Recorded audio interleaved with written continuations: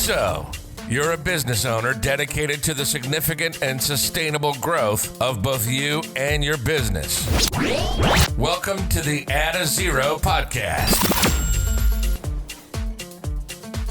Hi, I'm Jay Allen from My True North. Welcome to the AddAZero Podcast. Delighted to have you with us today as we talk about the business change curve. The only constant in life is change.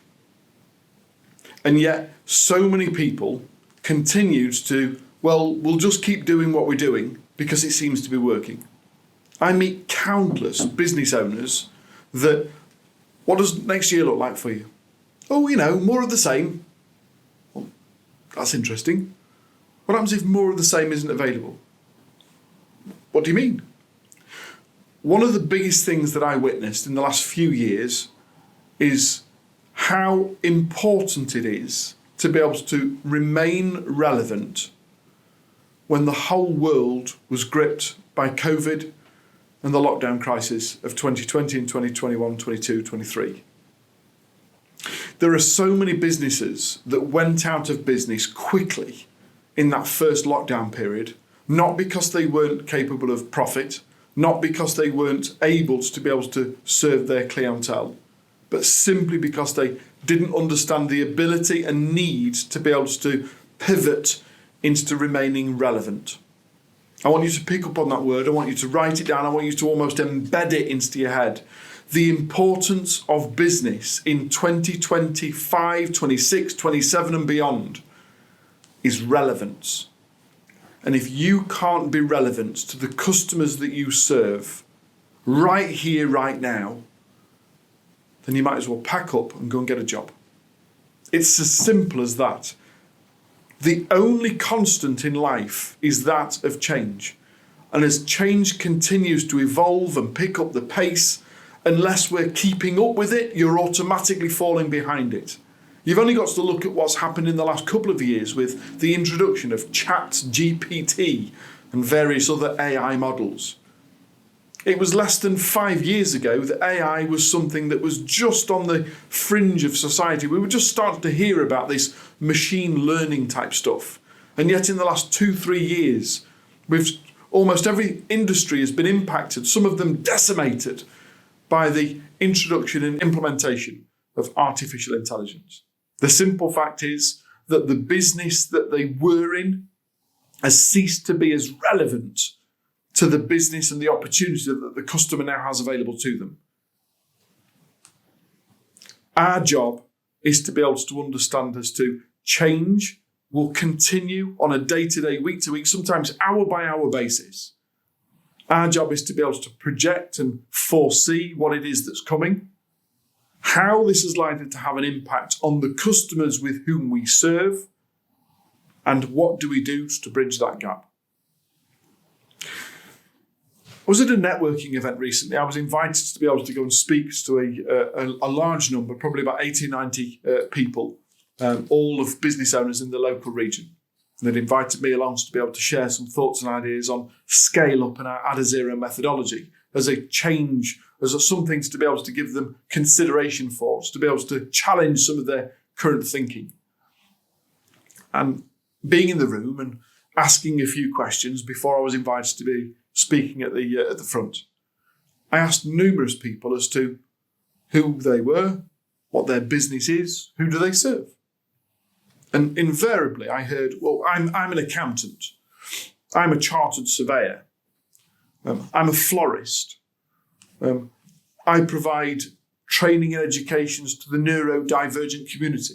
I heard a whole series of different things, of people identifying themselves as their profession. That's the first no-no. The problem with doing that is that if you evolve and change, or if your business evolves and change, you lose your identity. And you're not an accountant. You're a human being that solves problems in accountancy. So my first challenge to each and every one of you, as I said at the networking event only a couple of weeks ago, we are all in the business of change and change management. Now, I happen to hold some significant qualifications in change and change management, including Blue Ocean Strategy, which I'll cover a little bit in this episode. But we are all change management agents. We are all agents of change. I help people to be able to overcome their financial challenges by utilising my accountancy skills and qualifications to enable them to be able to understand their finance and figures better. They have a problem, I fix it. I have a chartered surveyor business. I help people to be able to have 3D imagery and CAD drawings of their buildings in order to be able to determine as to how and where they can best utilise space. And then we work with the architects and builders to be able to best utilise and facilitate that space.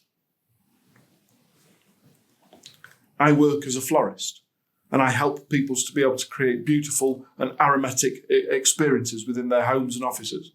I do this through bespoke flower displays. The simple fact is that we are all change agents from a problems to a solution. And we need to understand that the bigger the problem and the more impactful we can be on the solution, the direct impact it has on us and our business and the growth strategy within. If you want to be a bigger business, if you want to be able to earn more money, if you want to be able to add a zero, you first have to identify the problem that you solve. How do you solve it? And how involved are you in the process? And what's the impact? So let's look at change. Let's break it down. Let's uncover what does change actually mean, and therefore understand as to the impact we have or can have in being able to move people from problems to solution. Now, this is taken from a guy called Tuckman. Tuckman was first involved in looking at change management in teams, particularly American baseball and sports teams. He was brought in to be able to look at the impact a change of coach had on the overall performance of the players. None of the players had changed. They changed the coach, and it went from a failing team to an incredibly successful team. And they wanted to understand as to what was it that the coach had done and how did that become replicable across the rest of the different leagues within the sport. And Tuckman was able to do a fair amount of research. It's now infamous that the change curve is accredited to Tuckman when he breaks the stages of change into 4. First of all, he calls it the formation phase. Form. We form a new thing. In this incident, and the example that he gives in his papers, in his white paper, the change of a coach from an old to a new coach, something has changed. We've now got a new person managing the team. We formed a new identity. We formed a new coach. The next phase is recorded as storm. And what we mean by that is the majority of people don't actually like change. We like to feel safe and secure, and therefore doing more of the same is familiar to us. We are creatures of habit. We don't like to step outside of that we already know. It's far easier to be able to continue to do what it is that we do, with the hope that there's sufficient time and availability and demand for us to be able to keep doing that. And interestingly enough, going back to the COVID reference of earlier, everyone wanted to keep doing what you could do until the government came along and said, but you can't do it from an office space. You've all got to now work from home. We're going to lock down the country, and you can no longer do what you always do.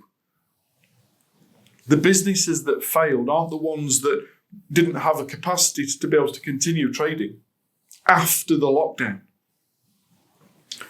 We'll take this furlough thing, we'll have the summer off, and we'll get back to business as usual once all of this is over.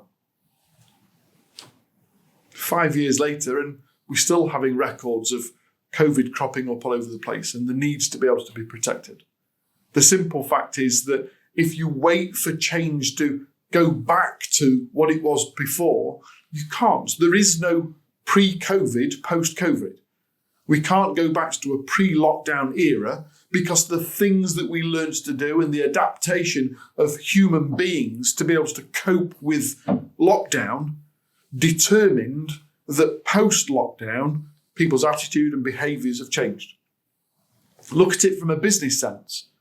The amount of pressure that employees, not necessarily within your business, but collectively, would put on a business to say, I would like the permission to work from home.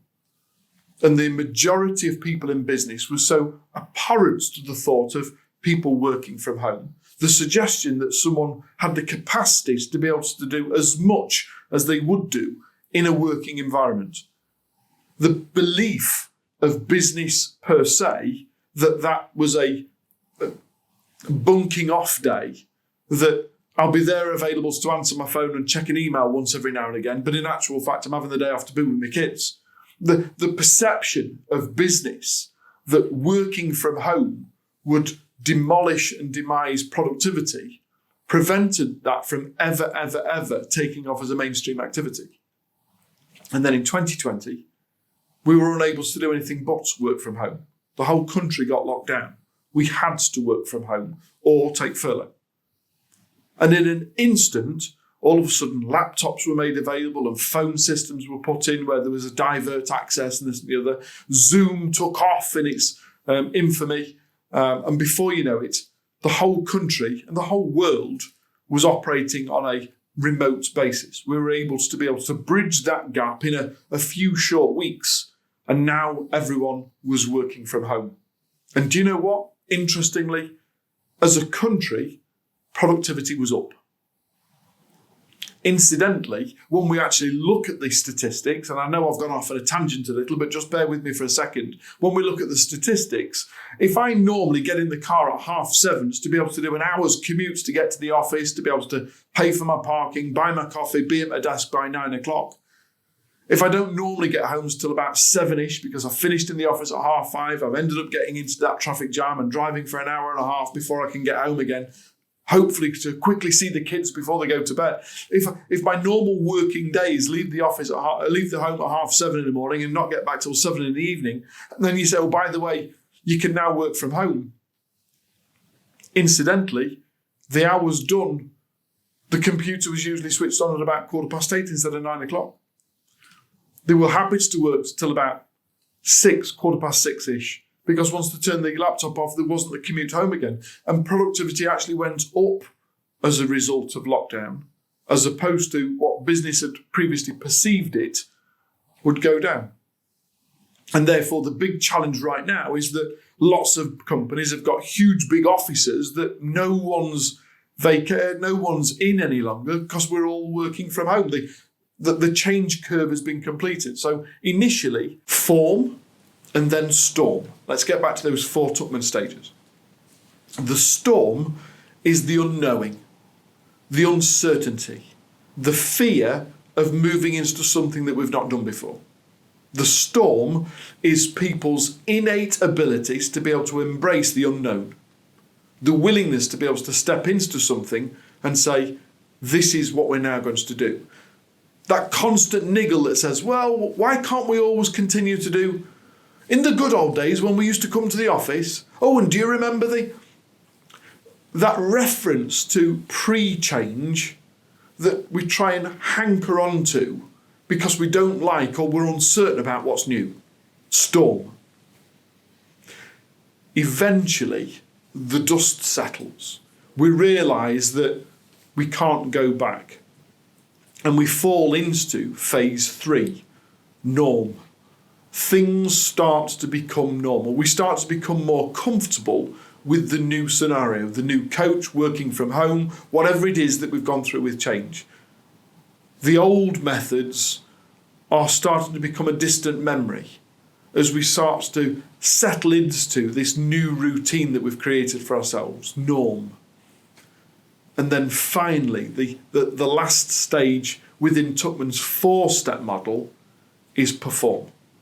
We can now go back into a KPIs and moving the business forward. And why didn't we always do it this way? It's so much better. It's so much easier. Once we've adopted it as the new practice, we can now start to put the pedal back on the metal, push the accelerator forward and drive forward again because people have become more comfortable.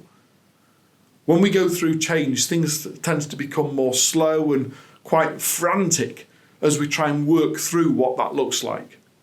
And yet as we get to the other end, the curve starts to pick back up again and people start to become more excited and more comfortable, and we're able to push towards targets again. Form, storm, norm, perform. The 4 stages of change. Now, before you think that that's over, I need to quickly emphasize 2 other aspects. First of all, if you've gone through a period of change in the business, maybe it's a new senior hire, maybe you've brought in some new software or a new CRM that you're adapting, maybe you've got a new marketing strategy, maybe you've won a new key client and we're having to do something a bit different. Maybe the business has just become a little stale and you've determined to be able to spice things back up again by changing the way in which we do things. Maybe that you've identified that you are still too generalist and we've got to understand the benefits of the money being in the niche, that you've now really, really concentrated on who your ideal target client is and making more specific attempts to be able to work more directly with them. Whatever change it is that you're currently going through right now, understanding and accepting that the business is going through change. However, at an individual level, we all adopt to change at a different speed and a different pace. Some people, just a few of us, usually who work in change management, really enjoy change. I get a lot out of being able to help and evolve and move. I enjoy being in that space of unknown and helping people to be able to understand what that looks like. But we are few and far between. The majority of people, as I say, are adverse to change. We like comfortability. We like to know and understand and how. And therefore, at an individual basis, the employees within your business, your suppliers, your supply chain, your customers, as we go through a change curve, they will adopt to change at a different pace than the one that the business is going through. And we need to understand as leaders within a business that not only is the business going through change, but the people within the business are going through that change also at an individual basis. And our job is to acknowledge the pace of change that the business is going through and the help, the support, the guidance, the resources needed to be able to support the team to move through that change in a measured manner. Being able to understand that some people are keen for change. I enjoy change. I enjoy the movement forward. And therefore, I like to see change. I'm at the forefront of it. I'm likely to be one of those advocates, the ambassadors that are going to be pushing for the next new thing. There'll be others in the business that are stalwart objectors, that are so keen. They've been there for a while now. They're so used to the old method that this newfangled thing called AI is completely foreign to them, that will be adverse to change, that will be really dragging the heels and almost trying to sabotage the movement forward. There's no false blame here.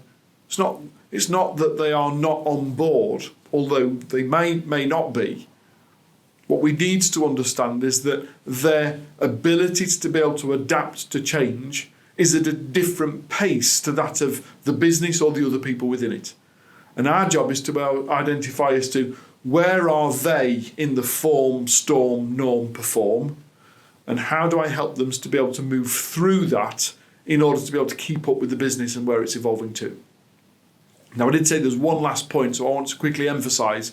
As you're aware from perhaps previous episodes, if you've been listening to AddAZero Podcast for a while now, I'm a former soldier from the British Army. I spent 12 and a half years in uniform for Queen and Country and delighted to be able to say I had the privilege of doing so. But as a result of that, I've seen change in some of the most challenging environments known to man. I've seen change as a result of war and of conflict.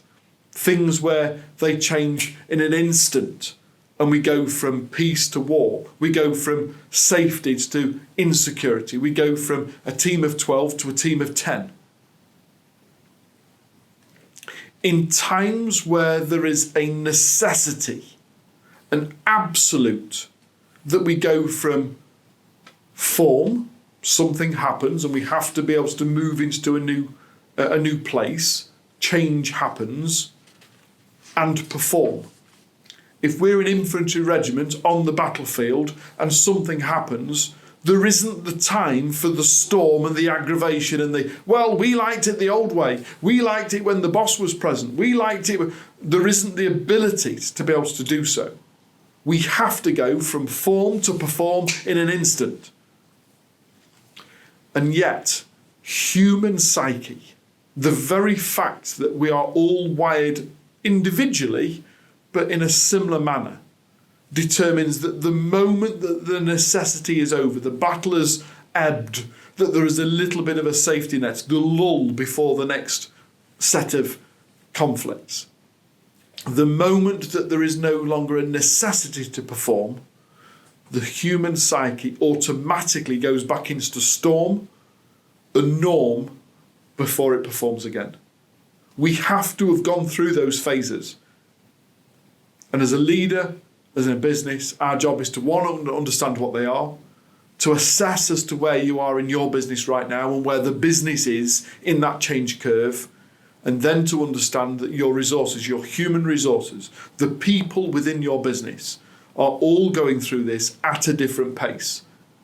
And your job is not to penalise, your job is not to be able to chastise or call people out for failing to be able to adopt new methods. It's about willingness to be able to understand where are they and what is my job and how do I help and support them to move to the next phase and the next phase and the next phase, so we can get all of the people on the bus in the right seats and driving in the right direction. The 4 stages of change and how to understand and acknowledge them to have a better future in your business. God bless, take care. I'll see you next week. That's all for this episode. As always, we really thank you for listening and welcome your comments, thoughts, and suggestions. So please do drop us a line by emailing podcast@mytruenorth.biz. And don't forget, if you haven't already done so, hit the subscribe button on whichever platform you're listening to this through. And tell your colleagues and business network all about who we are. You've been listening to the AddAZero Podcast, presented by Jay Allen. Brought to you in association with My True North, the UK's leading ethical coaching company.